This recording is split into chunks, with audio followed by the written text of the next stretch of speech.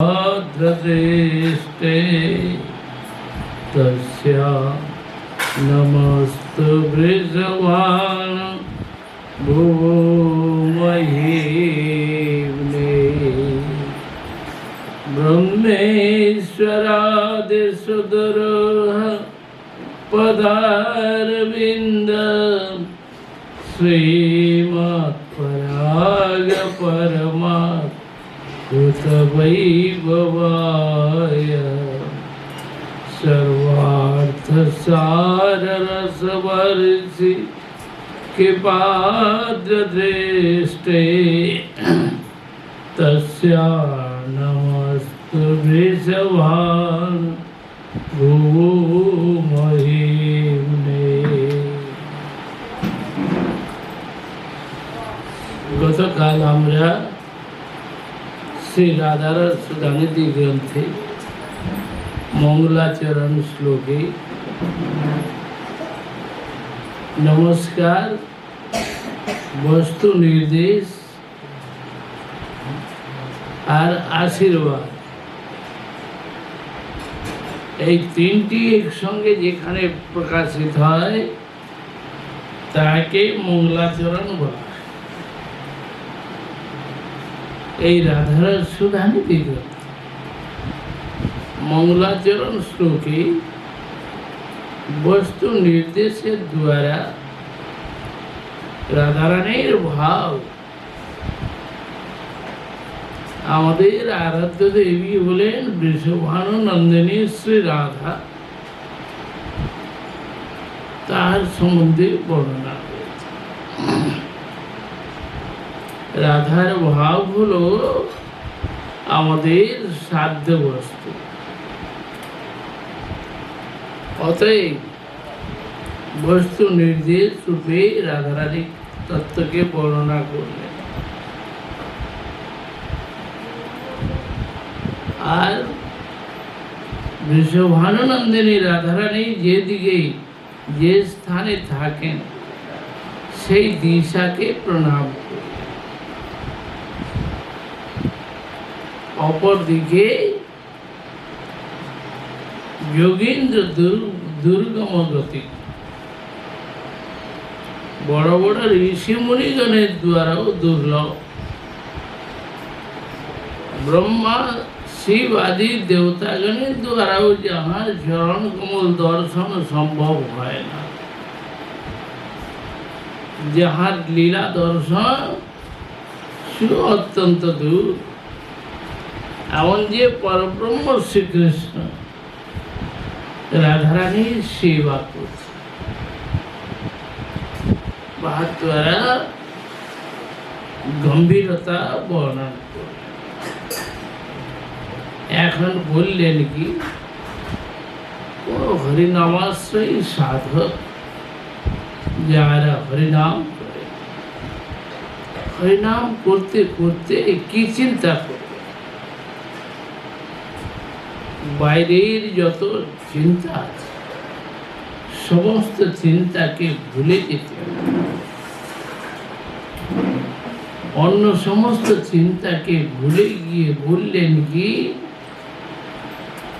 আমরা যে গোপীজন বল্লভ শ্রীকৃষ্ণের দাসের অনুদাস, প্রথমেই আমাদের বাহ্য অভিমান, এই যে দেহের অভিমান, এই দেহ অভিমানকে ভুলতে আমি ব্রাহ্মণ, আমি ক্ষত্রিয়, আমি বৈশ্য, আমি শূদ্র, আমি নারী, আমি পুরুষ ইত্যাদি যত রকমের অভিমান আছে, এই দেহ অভিমান ভুলতে পারলেই তবেই সাধক হওয়া যায়। শ্রী চৈতন্য মহাপ্রভু বললেন কি তৃণাদপি শুনেছি, তৃণ অপেক্ষাও অতি দিন, তো তৃণ অপেক্ষা অতি দিনহীনের তাৎপর্যটা কি? শ্রীল ভক্তিবিনোদ ঠাকুর বললেন আমি যখন জিজ্ঞাসা করব, হে ঘাস, তোমার পরিচয়টা কি? তখন ঘাস বলবে যে আমি ঘাস, এই আমার পরিচয়। কিন্তু যদি আমরা কোনো ব্যক্তিকে জিজ্ঞাসা করি, আচ্ছা ভাই তোমার পরিচয়টা কি, তখন সে কিসের পরিচয় কি বলবে? এই দেহ পরিচয়টাই দিবে, আমি পুরুষ অথবা আমি নারী, আমি ব্রাহ্মণ, আমি ক্ষত্রিয়, আমি বৈশ্য। এই যে দেহ পরিচয়, এই দেহ পরিচয়টাই সদা মিথ্যা আর ভ্রম। যেহেতু আমরা দেহ নই, অথচ দেহের পরিচয়টা দিচ্ছি, তাহলে আমরা ভুল বললাম না সত্যি বললাম? ঘাস, সে বললো যে আমি ঘাস, কিন্তু যখন আমি একজন ব্যক্তি বিশেষ বলে যে পরিচয় দিলাম, আমি ব্রাহ্মণ, আমি ক্ষত্রিয়, বৈশ্য, শূদ্র, অথবা আমি পুরুষ অথবা আমি নারী, এই সমস্ত অভিমান বা পরিচয় এইটা মিথ্যা হয়ে গেল। বাস্তব করে, যেহেতু আমি দেহ নই, চামড়াও নয়, রক্তও নয়, মাংস, কিন্তু এই মিথ্যা অভিমানটা নিয়েই আমরা বসে আছি। এই যে পরিচয়টা দিতে যাচ্ছি, সেই পরিচয়টাই হলো ভুল। বাস্তব পরিচয় কোনটা? আমি হলাম আত্মা, সচ্চিদানন্দ স্বরূপ। আমি যে কৃষ্ণ দাস, তাহার সেবিকা বা তাহার সেবক, সেই অভিমানটাই বাস্তব পরিচয়। কিন্তু আমরা সেই পরিচয়টা দিতে পারলাম না, না দিয়ে আমরা দেহ পরিচয়টা দিলাম। এই জন্য আমরা মিথ্যাবাদী হলাম। আমাদের পরিচয় আমরা দিতে পারি নাই, আমরা জানি না। কিন্তু এখানে কি বলছেন রাধা দাস, আমাদের পরিচয়টা কি? আমরা গৌড়ীয় বৈষ্ণব, চৈতন্য মহাপ্রভুর অনুগত। আমরা যে রাধা দাসী কিঙ্কর, সেই অভিমানে আমাদের পরিচয় হওয়া চাই। এই অভিমানটুকু হৃদয় থেকে আসা চাই। যেহেতু রাধিকার দাসী যদি হয় অভিমান, শীঘ্রই মিলই তব গোকুল ধাম। অতএব রাধা দাস অভিমান, সেই অভিমান নিয়ে ভজন, আর সেই অভিমানে আমাদের পরিচিত হওয়া, এইটিকে জীবনে অভ্যাস করে নেওয়া। যদি আমরা সেই অভিমানে আমরা পরিচিত হতে পারি, তাহলে ওই অভ্যাসটুকু আমাদের জীবনে গড়ে উঠবে, তৈয়ার হয়ে। এখন অনেকে অনেক তর্ক বিতর্ক, অনেক বিচার আবেদন করে থাকে, করুন। তাদের মতে বলে, ভাই ঠিক আছে, তুমি যেমন আছো তেমনি থাকো। তর্কে বহু তর্ক করে লাভ নাই। যদি কারোর সেই লোভ, সেই ভাব জাগে, অবশ্য সে রাধা দাসী হয়ে ভোজন করবে। আর যদি তার স্বরূপে এই ভাবনা নাই থাকে, সে না চায়, বলে ভাই তুমি অন্য ভাব নিয়েই থাক, প্রয়োজন নাই। কিন্তু হরিনাম তো সবাইকে করতে হবে। মহাপ্রভুর করুণার ধারায় সকলকে আসতে হবে, তবে সে ভক্তি লাভে সিদ্ধ হবে। যার যে ভাব, সেই ভাব প্রস্ফুটিত হবে। কিন্তু এখানে গৌড়ীয় বৈষ্ণবগণের হার্দ রাধিকার দাসী যদি হই অভিমান, শীঘ্রই মিলই তব ভূপুর।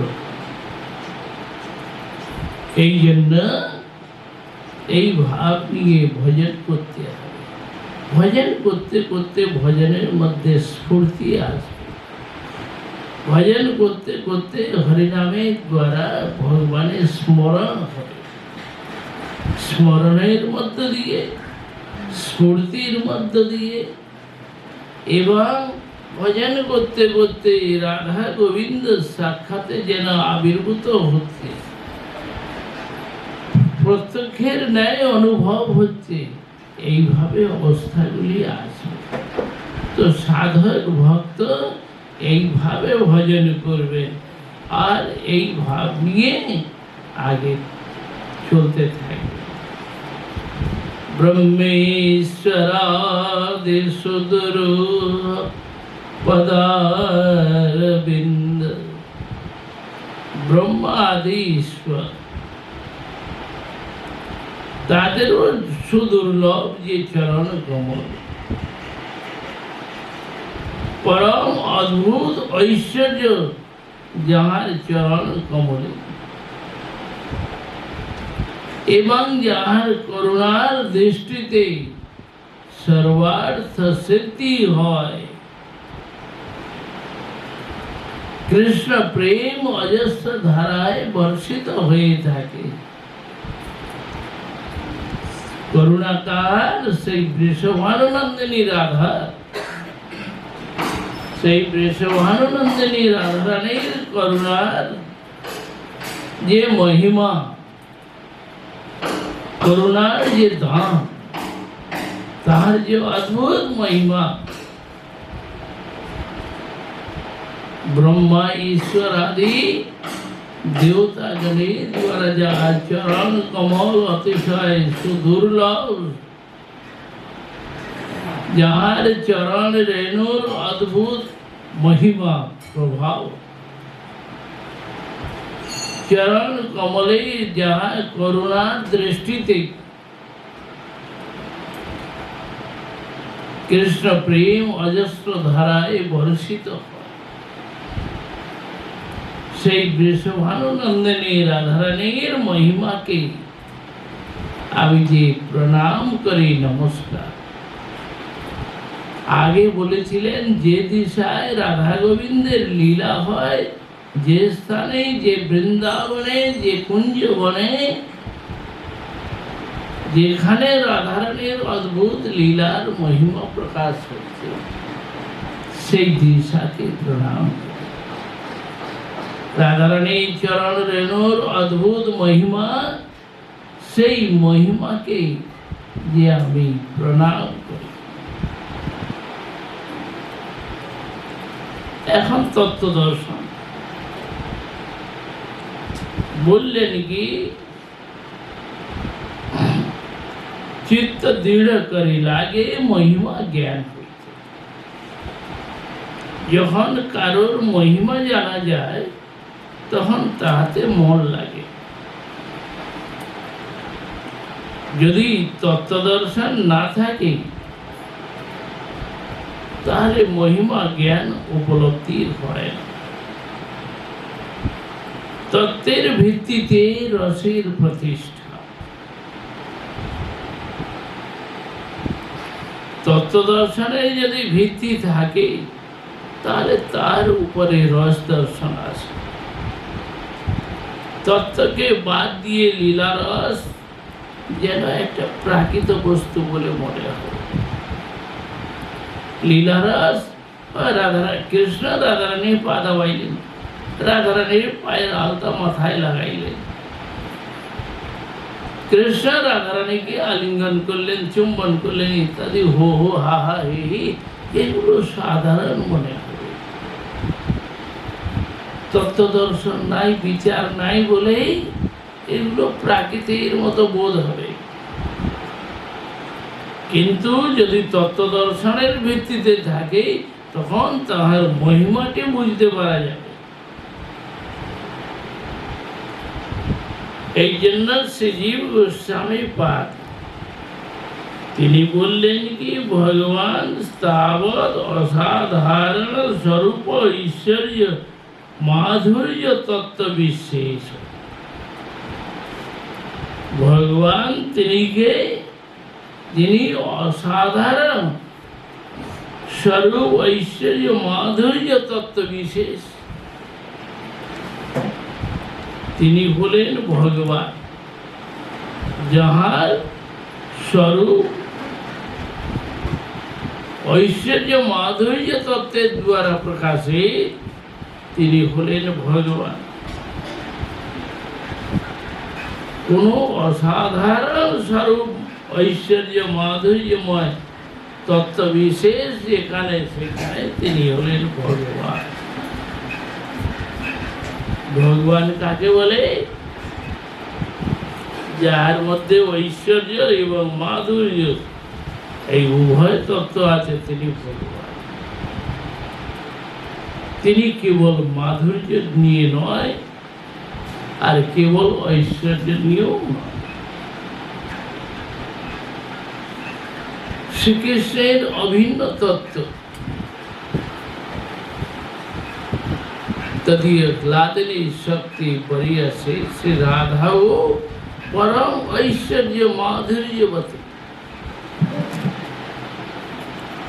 রাধারানী হলেন স্বরূপ শক্তি লাদিনী,